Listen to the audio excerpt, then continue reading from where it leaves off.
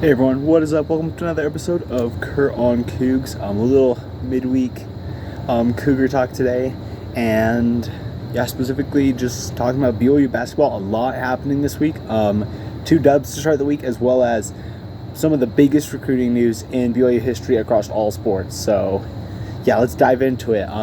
Starting off with each team's game.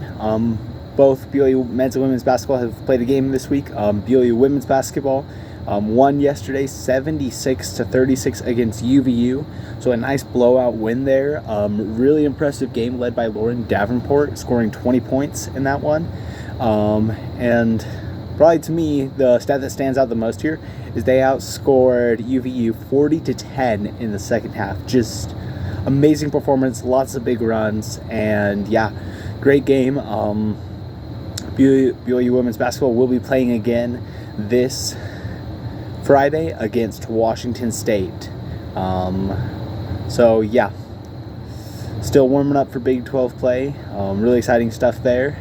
And so now jumping over to the men's side. Earlier tonight, they won big. I'm trying to remember the exact final score. I think it was something like 93-67 against Fresno State. And so a good win there. Had 6 players scoring in double digits, with 22 points from Trevin Nell. And really good performance. Did a really good job at shooting the 3 in this game, making 14 of those shots. And good win. They will play again on Saturday at the Delta Center against Wyoming, so that should be a fun one. Another game I think BYU will most likely win.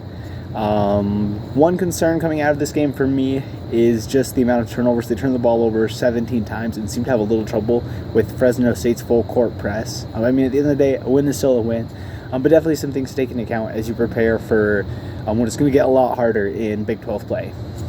And so now, of course, though, biggest basketball news of the week, arguably for BYU, is AJ DeBonsta. I don't know if I'm saying that right. I guess I got a while to practice before next season.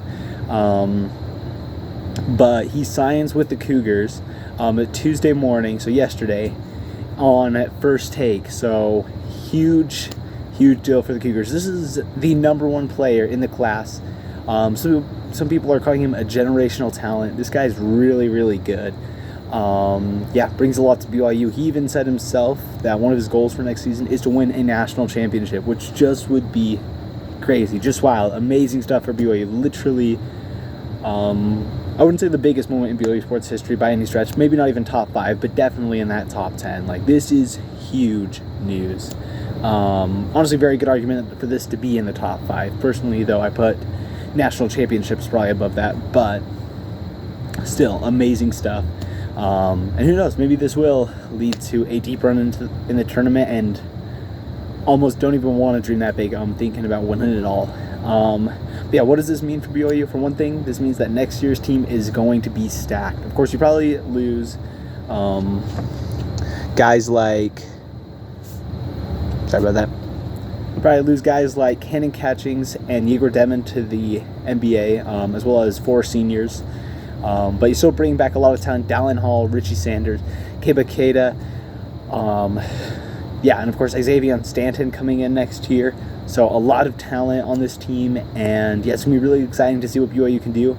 In my opinion, if BYU can pick up one more big-time player, I think optimally a really good guard, or maybe a 3. So probably someone either a 1, 2, or 3. Because I feel like you got things pretty well established down low with Xavier Stanton, and then with AJ DeBonsta, I don't know exactly what his natural fit is, but I feel like he's more of a 3 or a 4, and so if they could find one more star player to join this roster that already has a lot of talent on it, I think that we could be talking about BYU as serious Final Four contenders, which just unheard of for BYU. Super exciting stuff, and really exciting to see what happens. And it's so cool to see a guy of this level, coming to BYU, and definitely sets a path for BYU to continue landing these top-ranked recruits in the future. And so, really, really exciting. yeah, just knowing that BYU, both this season and next season, got loaded teams, so much talent, so exciting to see. And so, yeah, so that's all for basketball. Now, taking a look at football.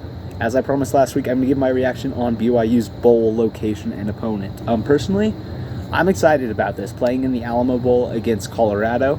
For one thing, this is probably BYU's biggest bowl bid since the Las Vegas Bowl against Utah back in 2015. And you could even make a really good argument that it's the best since 1996 when they played K-State in the Cotton Bowl.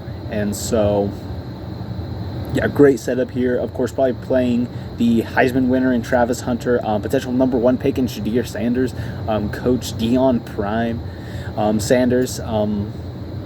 Yeah, really fun matchup. Now, of course, I know the one thing that lots of people maybe are the most happy about with this, and I also feel this way. Personally, I would have preferred for BYU to go to the Pop-Tarts Bowl to play against Iowa State. But it is a little rough playing against another conference opponent instead of getting to prove yourselves against a team that you don't play very often. And so I definitely get that, but still, great bowl bid for BYU. Really exciting matchup. This is a game that I feel like BYU has a pretty good shot in. Of course, you got to watch out for those superstar guys. But yeah, really exciting matchup. Really fun. This is a bowl game outside the playoffs that is probably getting some of the most media attention. So yeah, really good stuff. From what I've heard coming into this game, no one's really projected to be sitting out on either team, except for with injuries.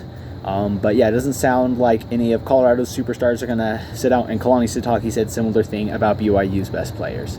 And so, yeah, really good stuff going on there. And so, yeah, really excited to see that game, which is happening in 17 days now. So now we got a little while, but I think this is good, honestly, for BYU. The end of the season, a little banged up, definitely had some things they needed to figure out. And so now they got that time before the bowl game. So really excited, really good matchup. In other football news, the transfer portal, I believe it opened pretty recently, and a few BYU players have already announced they're going to be entering. Only one starter so far, Crew Wakely. A little bit of a surprise to lose him at safety. Still, though, that's a position that has a lot of young talent. Would love for him to come back. And of course, just because guys entered the transfer portal does not mean that they are inherently gone. So Crew and some of these others could still return. But so good luck to them, whatever happens. And BYU, of course, still looking out for good prospects out of the portal. So, yeah. We'll definitely talk about those later on if those come up. And I just want to close with one last little thought on the bowl situation for the Big 12 as a whole, which in my opinion, this is not a good situation for the Big 12. I feel like for each team involved, things worked out decently well, but for the Big 12, not the greatest. And here's why.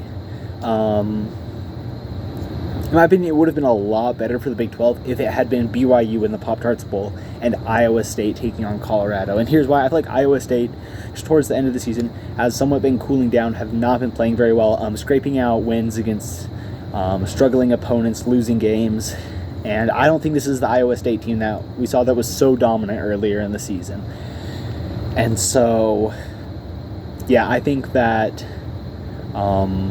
Now, of course, still a very good team. I hope they play well. I hope they represent the conference and are able to defeat Miami. But I feel like that's just a really tough matchup. Miami, a team that potentially feels a little bit like they got snubbed from the playoffs. They could be playing with some emotion. Don't know for sure if Cam Ward will be playing or not in that game, if he opts out for the NFL draft. So that'll be interesting to see. But, yeah, I personally believe that BYU or Colorado, now Colorado, of course, is within the Pac-12 legacy bowl situation, so they wouldn't have gone to this game anyways. But I feel like either BYU or Colorado would have had a much better chance in that game. BYU, even with recent struggles, still defensive play has been superb, and I think that the Cougars would have had a really good shot against Miami. And so now I feel like it kind of stinks for the Big 12 because probably your two strongest teams outside the playoffs, at least at the current moment, Or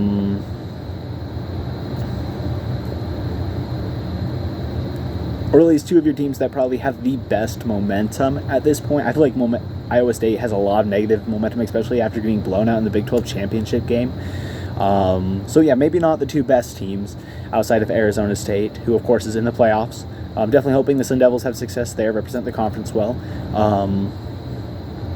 But yeah, I think that it's just a little bit of a tough situation. Having BYU versus Colorado going against each other, that's automatically one bowl loss for the Big 12. I mean, an automatic win as well. But yeah, just kind of tough. You got those two teams going against each other, where I believe that, Big 12 most likely will lose that matchup in the Pop-Tarts Bowl. And so if this teams were switched, I feel like a lot better chance. I mean, still Alamo Bowl happens, but you have a better chance of winning the Pop-Tarts Bowl. And yeah, just overall tough the way the Alamo Bowl worked out this year. Definitely a lot more fun to go up against other conferences to, gain some, I guess you could say, national clout, beating teams from conferences that potentially are a little more respected. So yeah, not the best situation overall for the Big 12. In my opinion, though, for BYU, this is a win. Is this the biggest win they could have gotten? No, but still, you can't complain too much. Still, really big deal. One analogy I thought of is it's kind of like saying you want steak and then you get chicken and waffles.